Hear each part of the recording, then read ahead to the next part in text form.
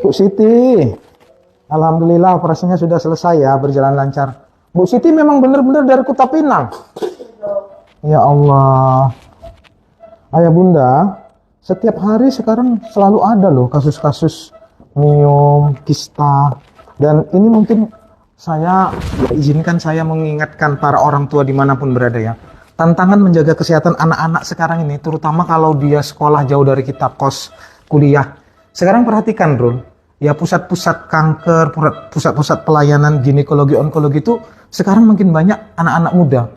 Usia SMA, usia kuliah atau gitulah. Ya, banyak yang terkena macam-macam kankernya.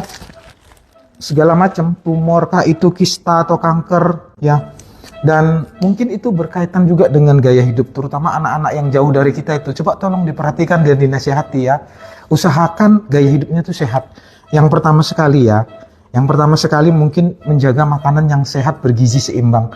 Hindari makan makanan seperti ultra processed food, itu yang paling bahaya kalau menurut saya. Makanan ultra processed food itu apa coba Melda?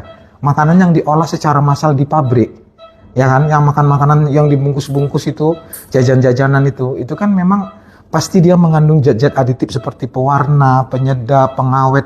Kalau nggak, masa dia bisa bertahan sampai berbulan-bulan bahkan bertahun.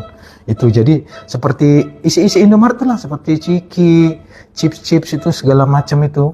Ya, terus makan makanan instan seperti mie instan dan segala macam. Terus frozen food itu, makan makanan yang dibekukan itu juga kalau bisa dihindarkan ya.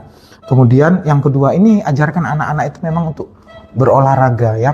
Orang kalau sudah mendapatkan manfaat berolahraga itu biasanya dia akan terasa sekali lah efeknya ke badan, lebih bugar, lebih sehat, jarang sakit gitu ya. Jadi usahakan olahraga ringan teratur, minimal ajari anak-anak itu jangan dimanjakan, jalan ke kampus jalan ya, jangan sedikit-sedikit naik sepeda motor, sedikit-sedikit naik sepeda motor.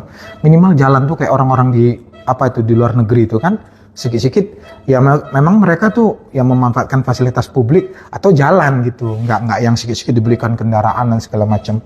Itu yang kedua, olahraga. Terus yang ketiga, ini ingatkan tuh anak-anak kita itu untuk cukup istirahat ya. Kadang-kadang waktu masa muda ini kan bergadang, ini itu masih tahan Melda, tapi itu juga kadang-kadang bisa mengakibatkan jangka panjang nanti pelan-pelan macam-macam penyakit-penyakitnya, salah satunya itu. Terus yang keempat mungkin ya, ajari untuk manajemen stres ya. Karena stres juga dapat memicu berbagai macam penyakit, salah satunya ini ya, tumor-tumor, kanker-kanker gitu ya. Setiap hari soalnya banyak sekali. Jadi itu mungkin pesan yang bisa kita sampaikan kepada anak-anak yang sedang jauh dari kita untuk belajar. Karena memang faktanya semakin hari pusat-pusat kanker, pusat-pusat pelayanan tumor dan ginekologi dan apa aja lah, bukan mesti ginekologi, itu semakin banyak anak-anak ya. Kalau menurut ibu lah, kira-kira apa ini yang menyebabkan ini? Ya memang penyebab pastinya nggak tahu ya, ini bisa juga karena genetik dan faktor-faktor yang lain. Bisa paparan asap rokok. Ibu merokok? Enggak, suamiku dong, ampun tolong. Suami merokok ya. Ya salah satunya itu juga bisa itu. Makanya ya udah, ini saya kasih sama keluarga ya. Nah ini udah selesai, tinggal diperban ibu ya. Iya.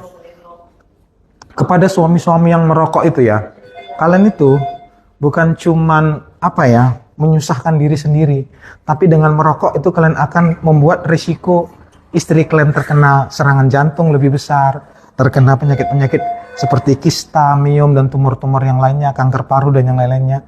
Membuat anak-anak kalian itu mempunyai peluang lebih besar untuk stunting, keterlambatan tumbuh kembang, kecerdasan yang menurun. Membuat anak-anak itu mempunyai peluang terkena infeksi saluran pernapasan yang menjadi lebih besar dan lebih sering gitu. Jadi kalau kalian merokok itu kalian nggak membagikan kasih sayang, tapi kalian membagikan istilahnya malapetaka. Dan satu pesanku ini kepada semua wanita ya, kalau memang sudah kadung dapat suami merokok ya apa boleh buat.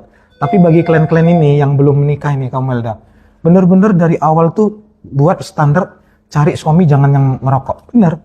Kalau kamu berharap nanti kan bisa berubah, enggak akan berubah, karena candu itu memang merusak otak. Sebaik apapun dia, meskipun dia misalnya hafal Quran apa segala macam atau pendeta, kan bagus tuh biasanya pemahamannya tentang cinta kasih, tentang kebaikannya. Tapi nggak akan susah dia untuk berhenti merokok itu.